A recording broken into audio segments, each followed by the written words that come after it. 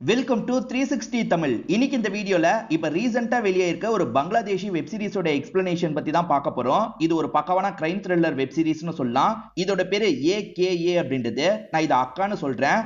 அக்கான்றது தான் இந்த web சீரிஸோட title. இந்த வெப் சீரிஸ்ல லீட் ரோல் பண்ணியிருக்காரு பாத்தீங்களா, இவரை கண்டிப்பா நீங்க நிறைய படங்கள்ல பார்த்திருக்கலாம். இவர் நடிச்ச படங்கள் சீரிஸ் எல்லாமே சூப்பரா இருக்கும். செம்ம சஸ்பென்ஸா கொண்டு போயிருப்பாங்க. இந்த படத்தோட டைரக்டருமே ரொம்ப ஃபேமஸானவர். இவரோட கதையை நம்ம ஏற்கனவே நிறைய போட்டிருக்கோம். கண்டிப்பா இந்த வெப் சீரிஸோட கதை உங்க எல்லாருக்குமே பிடிக்கும்னு நினைக்கிறேன். இந்த வெப் சீரிஸை பொறுத்த வரைக்கும் பிளாட்டை சொன்னா நிறைய ஸ்பாயிலர் ஆயிடும். நீங்க ஸ்டார்டிங்ல இருந்து பார்த்தா தான் ரொம்ப இன்ட்ரெஸ்டிங்கா இருக்கும். எக்ஸ்பிளனேஷனுக்குள்ள போறதுக்கு முன்னாடி வீடியோக்கு ஒரு லைக் போடுங்க. அது மூலியமா இந்த வீடியோ இன்னும் நிறைய பேர்கிட்ட கொண்டு போய் சேர்க்கப்படும். மேற்கொண்டு டைம் வேஸ்ட் பண்ணாம நம்ம நேரடியா எக்ஸ்பிளனேஷனுக்குள்ள போயிடலாம்.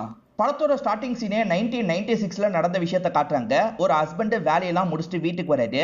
ஹஸ்பண்ட் ஏதோ ஒரு விஷயத்தை நினைச்சு ரொம்ப கவலையில இருக்காரு. ஆனா வீட்டுல இருக்க ஒரு பையனுக்கு இன்னைக்கு பர்த்டேவா இருக்கும். ஒய்ஃபும் பிரியாணி வாங்கிட்டு வந்தீங்களான்னு கேக்குறாங்க.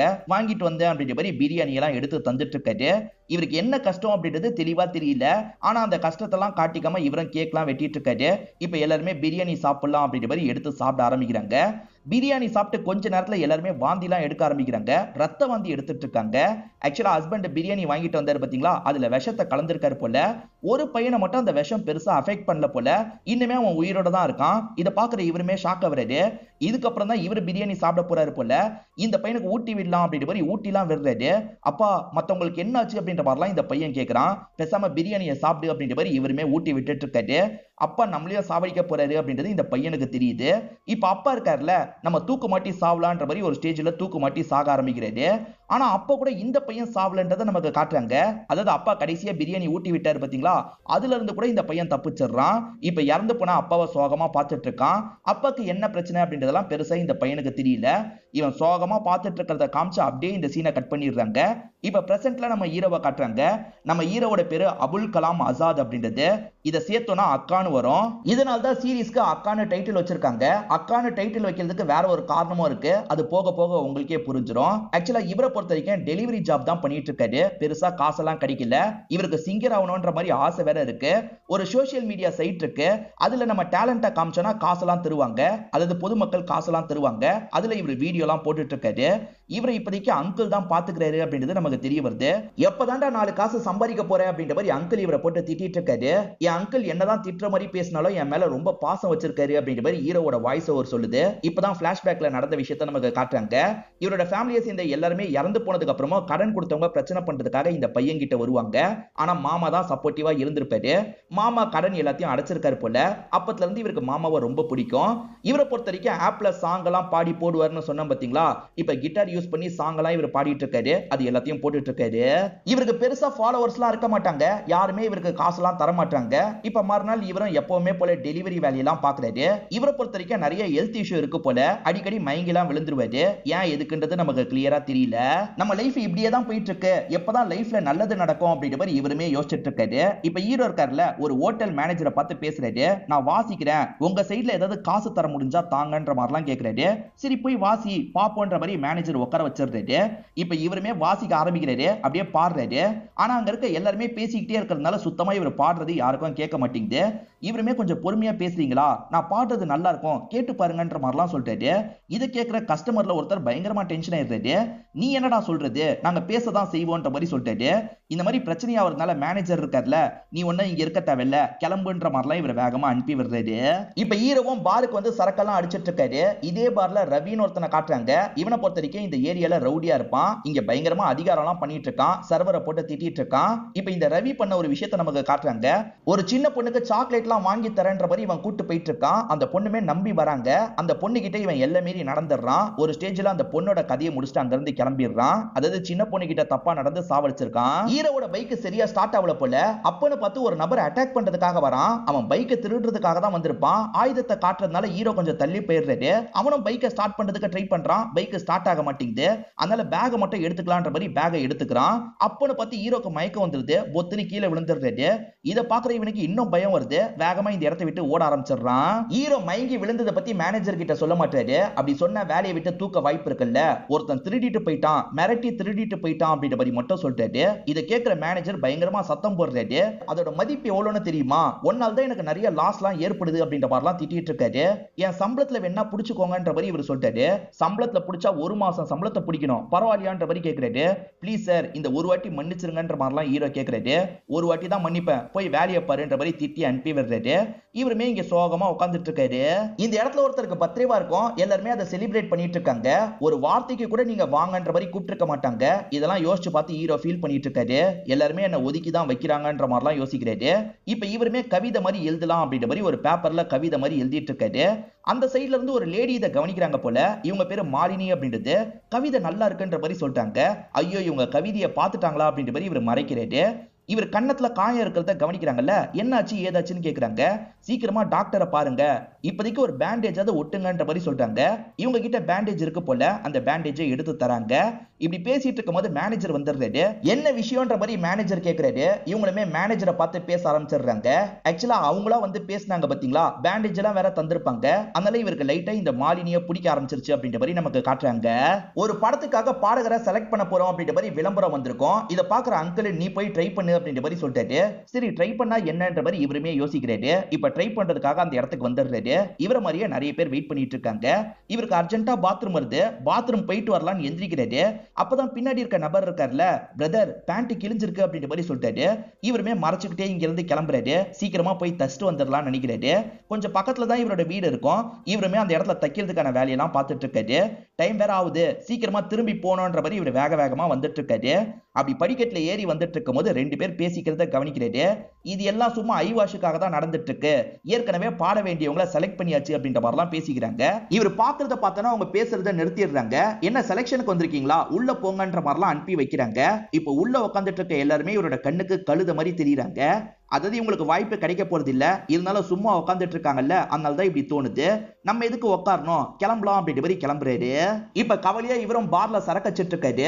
எப்பவுமே பிரச்சனை பண்ற ரவி இன்னைக்கும் பிரச்சனை பண்ணிட்டு இருக்கான். ரொம்ப சத்தமா கத்திட்டு இருக்கான். இதை கேட்கிற இவருக்கே கடுப்பாயிருது. டே, கொஞ்சம் வாயை மூடிட்டு குடிக்க மாட்டியா அப்படின்ற மாதிரி கேக்குறாரு. என்னடா சொன்ன அப்படின்ற மாதிரி ரவி அடிக்கிறதுக்காக வரான். ஆனா அங்க இருக்க ஆளுங்க கண்ட்ரோல் பண்றாங்க. ரெண்டு பேருக்குள்ளயும் பிரச்சனை ஏற்படுற மாதிரி இருக்கு. ஆனா ஆளுங்க இருக்காங்க பாத்தீங்களா, பிரிச்சு ரெண்டு பேரையும் அனுப்பிடுறாங்க. இப்ப ஹீரோ நைட்டு நேரம் வீட்டுக்காக நடந்துட்டு இருக்காரு. அப்ப ரவி பிரச்சனை பண்றதுக்காக வந்துடுறான். என்னையே எதிர்த்து பேசுறியா, நான் யாருன்னு தெரியுமா அப்படின்ற மாதிரிலாம் எகிரிட்டு இருக்கான். நீ யாரா இருந்தா என்னன்ற மாதிரி இவர் லைட்டா பிடிச்சி தள்ளி விடுறாரு. இதனால கோவப்பட்ட ரவி இருக்கான்ல, இவரோட அம்மாவை பத்தி ஃபேமிலியை பத்திலாம் அசிங்கமா பேசுறான்.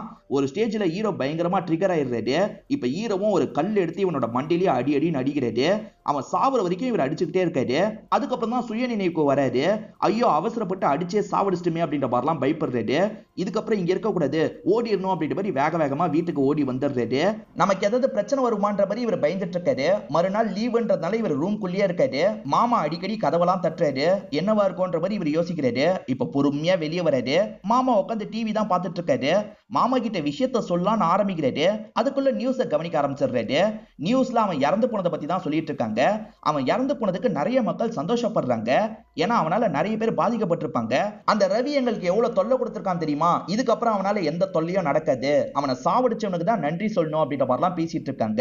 இப்ப ஹீரோக்கு இதை கேட்கும் போது ஓரளவுக்கு சந்தோஷமா இருக்கு. இப்ப ஹீரோ கிளம்பலான்ற மாதிரி எந்திரிச்சு நடக்க ஆரம்பிக்கிறாரு.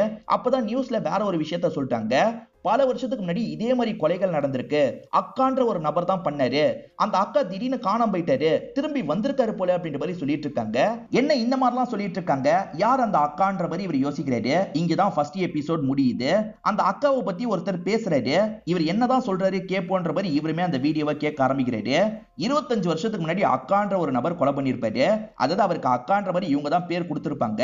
அவர் கெட்டவங்களா பார்த்து தான் கொலை பண்ணுவாரு. நிறைய கெட்டவங்கள கொலை பண்ணிட்டு இருந்தாரு. திடீர்னு கொலை பண்றத ஸ்டாப் பண்ணிட்டாரு. அவர் தான் திரும்பி வந்திருக்காரு போல அப்படின்ற மாதிரிலாம் பேசிட்டு இருக்காங்க. கொலை நடந்த பேட்டர்னை வச்சு தான் இந்த மாதிரிலாம் முடிவு எடுத்திருப்பாங்க. இப்ப மாலினி வீட்டுல கரண்ட் இல்ல. இவருமே டெலிவரி எடுக்கிறதுக்காக இந்த இடத்துக்கு வந்திருக்காரு. ஃபியூஸ் போயிருச்சு, உங்களுக்கு சரி பண்ண தெரியுமான்னு கேக்குறாங்க. இருங்க பண்றேன் அப்படின்ற மாதிரி இவருமே அந்த இடத்துக்கு போறாரு. வயர்லாம் போட்டு மாத்திடுறாரு. இப்ப இந்த இடத்துல கரண்ட் வந்துருது. இப்ப கரண்ட் வந்தோடனே இவங்களும் பக்கத்துல வந்து பேசுறாங்க. உங்களை எங்கேயோ பார்த்திருக்கனே அப்படின்ற மாதிரிலாம் யோசிக்கிறாங்க. அதுக்குள்ள நம்மள மறந்துட்டாங்களா அப்படின்ற மாதிரி இவர் யோசிக்கிறாரு. இவங்க இருக்காங்கல்ல, நான் உங்களை மறந்தாலும் உங்க கவிதையை மறக்க மாட்டேன், நல்லா ஞாபகம் இருக்குன்ற மாதிரி சொல்றாங்க. அந்த கவிதையை பத்தியும் சொல்லிட்டு இருக்காங்க. இவருமே பேசுறதுக்கு ரொம்ப கூச்சப்படுறாரு. உங்க டெலிவரியை தாங்கன்ற மாதிரி கேட்கிறாரு. இருங்க எடுத்துட்டு வரேன்ற மாதிரி இவங்கள வீட்டுக்குள்ள போய் எடுத்துட்டு வராங்க.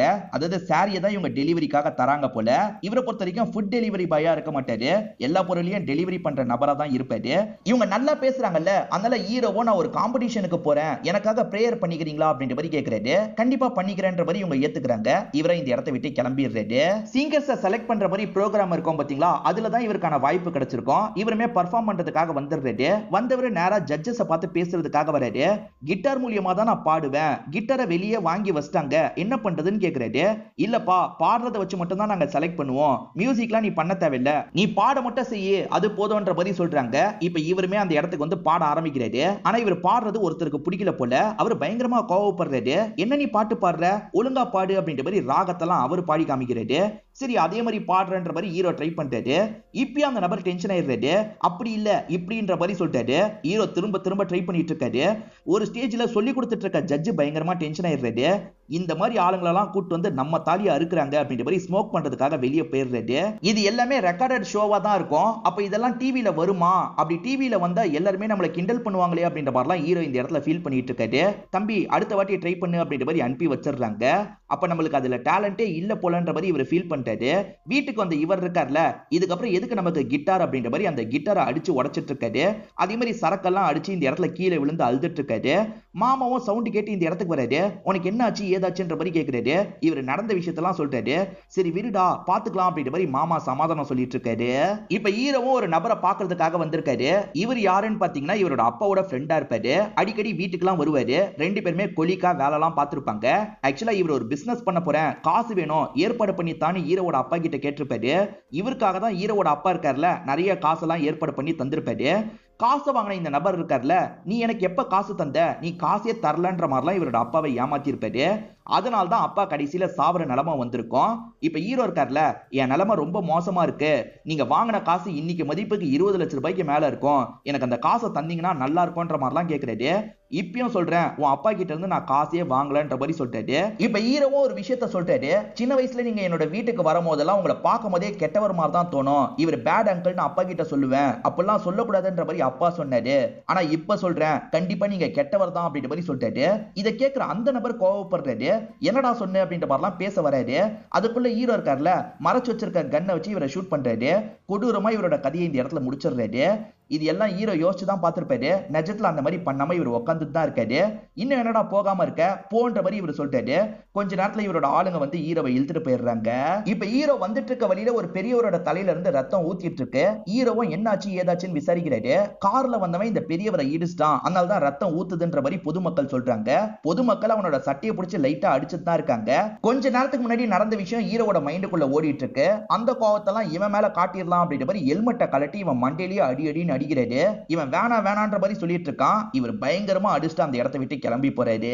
இயற்கையாவே இவர் கொஞ்சம் வயலண்டான ஆளுன்றதை நமக்கு காமிக்கிறாங்க. இவர் சும்மா இருக்கும்போது கவிதைலாம் எழுதிட்டு இருக்காரு. அதே சமயம் பே அவுட்டை செக் பண்ணலாம் அப்படின்ற மாதிரி செக் பண்றாரு. இந்த வாட்டி இவருக்கு பெருசா காசு வரலன்றது தெரிய வருது. பயங்கரமா ஃபீல் பண்றாரு. நம்ம லைஃப்லாம் கடைசி வரைக்கும் இப்படிதான் போகும் போலன்ற மாதிரி யோசிக்கிறாரு. இப்ப மாலினி வீட்டுல டெலிவரியை ரிட்டர்ன் பண்றதுக்காக வந்திருக்காரு. இவங்க ஒரு சாரியை கொடுத்தாங்கல்ல, அதை ரிட்டர்ன் பண்ணிட்டாங்க போல. இவங்களுமே சோகமா வாங்கி பாக்குறாங்க. அதுக்குள்ள இருந்து ஒரு பூவை எடுக்கிறாங்க. என்னங்க பூ வச்சிருக்கீங்கன்ற மாதிரி கேக்குறாரு. நான் எல்லாருக்குமே லவ்வோட தான் அனுப்புவேன், அதனால தான் பூவை சேர்த்து அனுப்புவேன்ற மாதிரிலாம் சொல்றாங்க. ஆக்சுவலா இவர் காம்படிஷன்ல மொக்க வாங்கிட்டு வந்தாரு பாத்தீங்களா, அதை இவங்க பாத்திருப்பாங்க. நீங்க அதை நினைச்சு ஃபீல் பண்ணாதீங்க, அவர் சொன்ன அளவுக்கு நீங்க மோசமா பாடல, நல்லா தான் பாடுனீங்க அப்படின்ற மாதிரிலாம் சொல்லிட்டு இருக்காங்க. ஓரளவுக்கு சமாதானப்படுத்துறதுக்கு ட்ரை பண்றாங்க. இவருமே அதுக்காக நன்றி எல்லாம் சொல்றாரு. இவகிட்ட பேசும்போது மட்டும் தான் எனக்கு மனசுக்கு இதமா இருக்குன்ற மாதிரி இவரோட வாய்ஸ் ஓவர் சொல்லுது. இப்ப இவருமே கிளம்பலான்ற மாதிரி பைக்ல கிளம்பிட்டு இருக்காரு. அப்ப ரோட்ல இருக்க எல்லாருமே மிருகம் மாதிரி தெரியுறாங்க. அடிக்கடி இந்த மாதிரிலாம் இவருக்கு தெரியும் போல. இவருமே இதெல்லாம் பார்த்து பயந்துட்டு கிளம்புறாரு. மிதுன்னு ஒரு பையன் இருக்கான் பாத்தீங்களா, போதையில செம்ம வேகமா காரை ஓட்டிட்டு வரான். குறுக்க வந்து ஒரு பெரியவரை அடிச்சு தூக்கிடுறான். இந்த மாதிரி மிதுன் அடிச்சு தூக்கிட்டான்ற மாதிரி நியூஸ் ஓடிட்டு இருக்கு. இந்த விஷயத்தை அங்கிள் பார்த்துட்டு இருக்க மாதிரி நமக்கு காட்டுறாங்க. ஹீரோவும் இந்த இடத்துக்கு வந்து இந்த விஷயத்தை கவனிக்கிறாரு. ஆக்சுவலா இந்த மிதுனால நிறைய பேர் பாதிக்கப்பட்டிருக்காங்க. ஆனா மிதுனை எதுவுமே பண்ண முடியல போல.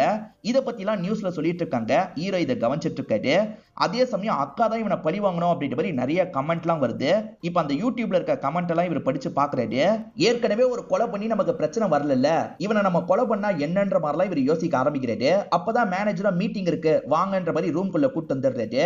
ஆக்சுவலா அடிக்கடி டெலிவரி பார்சல் மிஸ் ஆகிற நிலைமெல்லாம் வருது இல்ல, அப்படி மிஸ் ஆகாம இருக்கிறதுக்காக டிராக்கிங் டிவைஸ் எல்லாருக்குமே தரப்படும், அதை நீங்க யூஸ் பண்ணிக்கோங்க அப்படின்ற மாதிரிலாம் தந்துட்டு இருக்காரு. குறிப்பா உனக்கு தான் அப்படின்ற மாதிரி ஹீரோவை பார்த்து சொல்றாரு. ஹீரோவும் சரின்ற மாதிரி அந்த டிவைஸ் எல்லாம் வாங்கிக்கிறாரு. ஹீரோ இந்த விஷயத்தை வேற ஒரு விஷயத்துக்கு யூஸ் பண்ணணும்னு நினைக்கிறாரு. அந்த மிதுன் எங்க போறான் வரான்றதை தெரிஞ்சுக்கிறதுக்காக மிதுன் கார்ல செட் பண்ணலாம்னு நினைக்கிறாரு. ஹீரோக்கு கொலை பண்ணிலாம் அனுபவம் கிடையாது இல்ல, மாட்டாம கொலை பண்றது எப்படி அப்படின்ற மாதிரிலாம் நெட்ல சர்ச் பண்ணி பாக்குறாரு. நிறைய விஷயங்களை சேகரிச்சு வச்சுக்கிறாரு. அவன் கார் ஒரு இடத்துல நின்னுட்டு இருக்கும் போது இவர் சைலண்டா அடியில குனிஞ்சு கார்ல செட் பண்ணி வச்சிடுறாரு.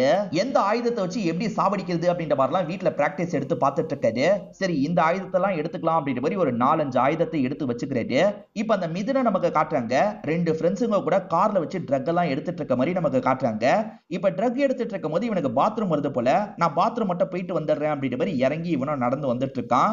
அந்த இடத்துல தான் ஹீரோ ஒளிஞ்சிட்டு இருக்காரு. இவன் இங்கெல்லாம் வரான்னு தெரிஞ்சுதான் ஒளிஞ்சிட்டு இருக்காரு. இப்ப யூரின் பாஸ் பண்றதுக்காக வரும்போது இவர் பின்னாடி இருந்து கழுத்தை நெரிக்கிறாரு.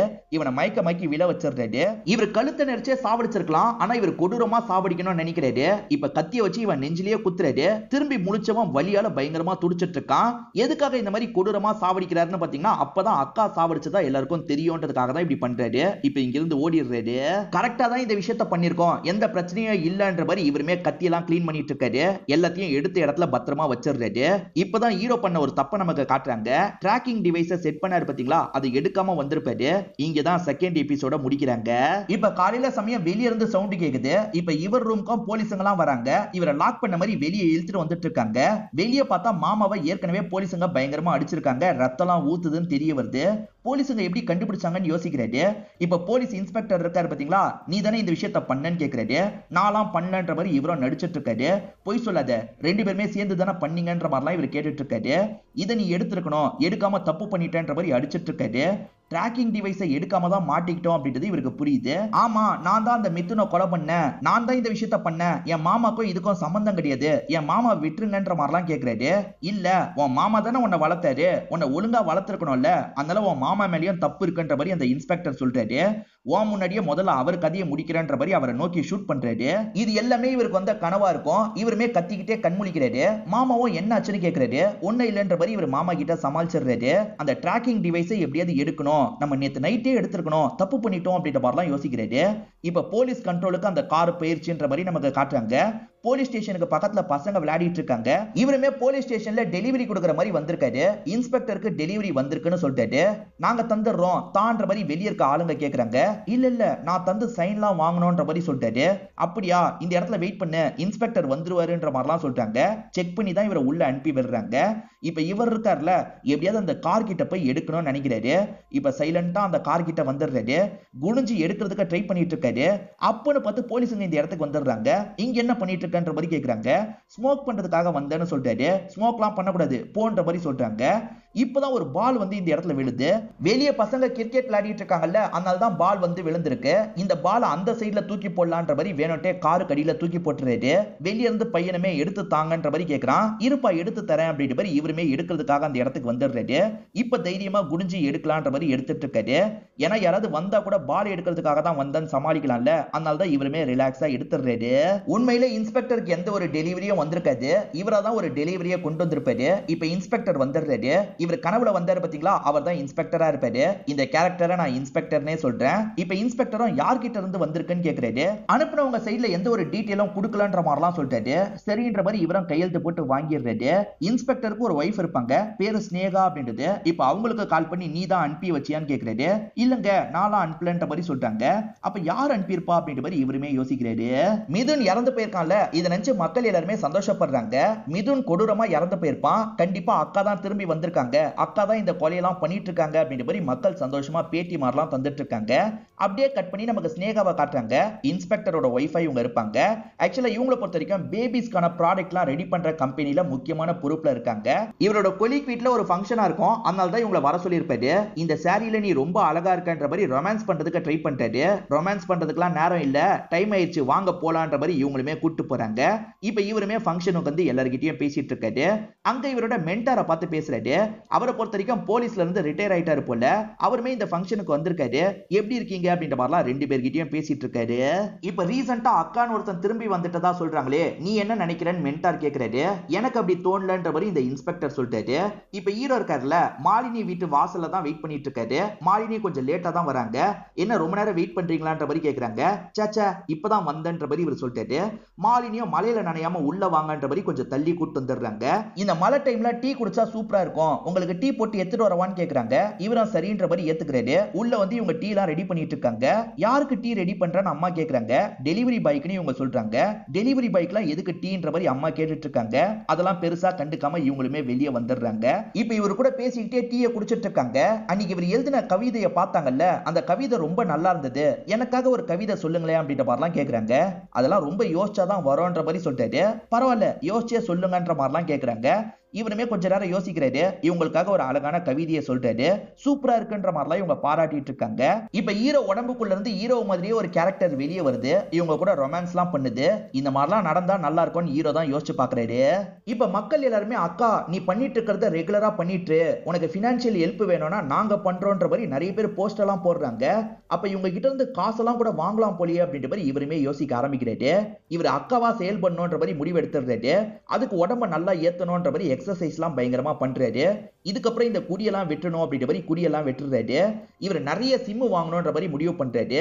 இப்ப இல்லீகலா சிம் எல்லாம் கிடைக்கும்ல, அந்த மாதிரி இடத்துக்கு வந்துடுறாரு. ஒரு 10-20 சிம் இவர் மொத்தமா வாங்கிடுறாரு. இவர் பேர்ல சோசியல் மீடியால ஒரு அக்கவுண்ட் வச்சிருக்காரு பாத்தீங்களா, இல்ல இதுக்கப்புறம் அக்கான்ற பேர்ல ஒரு அக்கவுண்ட் ஓபன் பண்ணணும்னு நினைக்கிறாரு. நிறைய பேர் ஃபேக் அக்கவுண்ட் ஓபன் பண்ணி வச்சிருக்காங்க. இவர் உண்மையிலேயே நான் தான் அக்கான்ற மாதிரிலாம் சொல்லிட்டாரு. உங்களுக்கு அடுத்து யாரை கொலை பண்ணணும் சொல்லுங்க, நான் பண்றேன்ற மாதிரிலாம் சொல்லிட்டாரு. நிறைய பேர் ஒவ்வொரு பேரெல்லாம் கமெண்ட் பண்ணிட்டு இருக்காங்க. இப்ப தேவன் ஒருத்தரை காட்டுறாங்க. இவர் பிசினஸ் மேனா இருப்பாரு. இவரை விட பல மடங்கு வயசு கம்மியா இருக்க பொண்ணுங்க கூட எல்லாம் இவர் அஃபேர்ல இருந்துட்டு இருப்பாரு. அந்த மாதிரி தான் இப்ப ஒரு பொண்ணு கூட ஒன்னா இருந்து முடிச்சிருக்காரு போல. அந்த பொண்ணு என்ன கல்யாணம் பண்ணிக்கோங்கன்னு கேக்குறாங்க. கண்டிப்பா பண்ணிக்கிறேன்ற மாதிரிலாம் கொஞ்சிட்டு இருக்காரு. அப்படி கொஞ்சிட்டு இருக்கவர் சட்டுன்னு கழுத்தை நெரிக்க ஆரம்பிக்கிறாரு. அடிக்கடி இவங்க கல்யாணம் பண்ணிக்கோன்னு வற்புறுத்திட்டு இருக்காங்க போல. அதனாலதான் இவ கதையை முடிக்கலான்ற மாதிரி கழுத்தை பயங்கரமா நெரிச்சிட்டு இருக்காரு. ஒரு ஸ்டேஜ்ல கதையை முடிச்சிடுறாரு. இவங்க தூக்குல தொங்குன மாதிரிலாம் செட் பண்ணி வச்சுட்டு இங்க இருந்து கிளம்பிடுறாரு. சோசியல் மீடியால யாரை கொல்லணும்ன்ற மாதிரி இவர் போஸ்ட் போட்டாரு பாத்தீங்களா, நிறைய பேர் தேவனை தான் கொல்லணும்ன்ற மாதிரி கமெண்ட் பண்றாங்க. ஏன்னா இந்த தேவனை பத்தி எல்லாருக்குமே தெரியும். இப்ப இறந்து போன பொண்ணு கண்டிப்பா தற்கொலை பண்ணிருக்க மாட்டா, இந்த தேவன் தான் ஏதோ பண்ணிருக்கான்ற மாதிரி நிறைய பேர் சொல்லிட்டு இருக்காங்க. இப்ப இன்ஸ்பெக்டர் சைடு நடக்கிறத நமக்கு காட்டுறாங்க. இதுதான் உண்மையான அக்கவுண்ட் போல, இவன் டீடைலை எடுங்கன்ற மாதிரி சொல்லிட்டாரு. சரி அவன் சிம்ம மாத்தி மாத்தி யூஸ் பண்றான், ட்ராக் பண்ண முடியலன்ற மாதிரி சொல்லிட்டாங்க. இதை தாண்டி அந்த சோசியல் மீடியாவை நடத்துறவங்க கிட்ட கேட்கலான்னு பார்த்தா அவங்க பர்சனல் டீடைல் எல்லாம் தர முடியாதுன்ற மாதிரி சொல்லியிருப்பாங்க. ஏன்னா காசு எடுக்கணும்னா பேங்க் டீடைல் எல்லாம் கொடுத்து வைக்கணும் பாத்தீங்களா, அந்த டீடைல் எல்லாம் தர மாட்டேன்ற மாதிரி அந்த சோசியல் மீடியாவை சேர்ந்தவங்க சொல்லியிருப்பாங்க. இப்ப ஹீரோ மாலினி கிட்ட டெலிவரி எடுக்கிறதுக்காக வந்திருக்காரு. இப்ப மாலினியும் வந்து பேச ஆரம்பிக்கிறாங்க. அப்படி பேசிட்டு இருக்கும் போது அக்காவோட டாபிக் வர ஆரம்பிக்குது. அக்காவை எனக்கு சுத்தமா பிடிக்கல, அவன் பண்றது தப்பு, அவன் ஒரு கிரிமினல் அப்படின்ற மாதிரிலாம் இவங்க சொல்லிட்டு இருக்காங்க. இல்லங்க கெட்டவனை தானே சாவடிக்கிறான் அப்படின்ற மாதிரி இவரும் கொஞ்சம் சப்போர்ட் பண்ற மாதிரி பேசுறாரு. என்னதான் இருந்தாலும் சரி அதெல்லாம் போலீஸோட வேலைன்ற மாதிரி இவங்க சொல்றாங்க. சரி நான் கிளம்புறேன்ற மாதிரி இவரும் பைக் எடுத்துட்டு கிளம்புறாரு. அப்படி கிளம்பிட்டு இருக்கும் போது இவருக்கு மயக்கம் வந்து பொத்துன்னு கீழே விழுந்துடுறாரு. இவங்களும் என்னாச்சு ஏதாச்சுன்ற மாதிரி பக்கத்துல வந்து பாக்குறாங்க. இப்ப இவங்க இருக்காங்கல்ல ஹீரோவோட அங்கிளை பாக்குறதுக்காக வந்திருக்காங்க. என்னமா சேல்ஸ் கேர்லா, எல்லாம் வீட்டுல இருக்கு, எதுவும் வேணான்ற மாதிரி சொல்றாரு. அங்கிள் என்ன பார்த்தா சேல்ஸ் கேர்ள் மாதிரியா தெரியுது, அபுல் என்ன பத்தி சொன்னதே இல்லையான்ற மாதிரி கேக்குறாங்க. சொன்னது இல்லைன்ற மாதிரி இவர் சொல்லிட்டாரு. நான் அபுலோட ஃப்ரெண்டு தான் அப்படின்ற மாதிரி இவங்க சொல்றாங்க. அபுல் மயங்கி விழுந்தாரு பாத்தீங்களா, அதை பத்தி எல்லாம் இவங்க சொல்லிட்டு இருக்காங்க. ஆமாமா அவன் ஹெல்த் ஒழுங்காவே பாத்துக்க மாட்டான் அப்படின்ற மாதிரி அங்கிள் சொல்றாரு. அபுலோட பேரண்ட்ஸ்க்குலாம் என்னாச்சுன்னு கேக்குறாங்க. அங்கிள் எல்லா விஷயத்தையும் இவங்க கிட்ட சொல்றாரு. இப்ப நம்ம ஹீரோ அபுல் இருக்காரு பாத்தீங்களா, அந்த தேவனோட கெஸ்ட் ஹவுஸ் வாசல் கிட்ட வந்துடுறாரு. இப்ப செக்யூரிட்டி கிட்ட பேச்சு கொடுக்குறாரு. அதே இது ரெண்டுக்கு விடுவீங்களான்ற மாதிரி கேக்குறாரு. இல்ல இல்ல விட மாட்டாங்கன்ற மாதிரி செக்யூரிட்டி சொல்றாரு. அந்த இடத்துக்கு அவரோட கார் வந்தோன்னா அபுல் சைலண்டா அங்க இருந்து கிளம்பிடுறாரு. காலிங் பில் அடிப்போம், அவன் கதவை திறந்தோட மண்டையை அடிச்சு உடச்சிட வேண்டியதான் அப்படின்ற மாதிரி தேவனை கொல்றதுக்கு பிளான் எல்லாம் போடுறாரு. முதல்ல செக்யூரிட்டியை சமாளிக்கணும்ல, முகத்தை மறைச்சுக்கிட்டே வராரு. யாரு என்னன்னு செக்யூரிட்டி பார்க்க வரும்போது இவர் ஸ்ப்ரே பண்ணிடுறாரு. அந்த ஸ்ப்ரேல செக்யூரிட்டி மயங்கி விழுந்துடுறாரு. இப்ப கேட்டை தாண்டி பொறுமையா உள்ள வந்துடுறாரு. இப்ப காலிங் பெல் அடிக்கலான்ற மாதிரி காலிங் பெல் அடிக்கிறாரு. யாரோ கதவை திறக்கிறாங்க. அவன் தான் கதவை திறக்க போறான்ற மாதிரி இவர் அடிக்கிறதுக்காக வராரு. ஆனா வேற ஒரு பொண்ணு தான் கதவை திறக்கிறாங்க. இவர் பார்த்து ஷாக்க வராருல, அந்த சமயம் பின்னாடி இருந்து யாரோ கன்னை வச்சு இவரை லாக் பண்றாங்க. லாக் பண்ணது யாருன்னு தெரியாம இந்த எபிசோட முடிச்சிடுறாங்க. இப்போ வரைக்கும் பாதி கதை தான் முடிச்சிருக்கேன். அடுத்த வீடியோல ஃபுல் கதையை நான் கம்ப்ளீட் பண்ணிடுறேன். இப்போ வரைக்கும் கதை உங்க எல்லாருக்குமே பிடிச்சிருக்கோம்னு நினைக்கிறேன். செகண்ட் செகண்ட் பார்ட்ல நீங்க எதிர்பார்க்காத நிறைய திருப்பங்கள்லாம் வச்சிருப்பாங்க. அதையும் கண்டிப்பா பாருங்க. இந்த வீடியோ உங்களுக்கு பிடிச்சிருந்ததுன்னா லைக் பண்ணுங்க, கமெண்ட் பண்ணுங்க, மறக்காம 360 தமிழ் சேனலை சப்ஸ்கிரைப் பண்ணுங்க. தொடர்ச்சியா இந்த மாதிரி வீடியோக்கள் வந்துகிட்டே தான் இருக்கும்.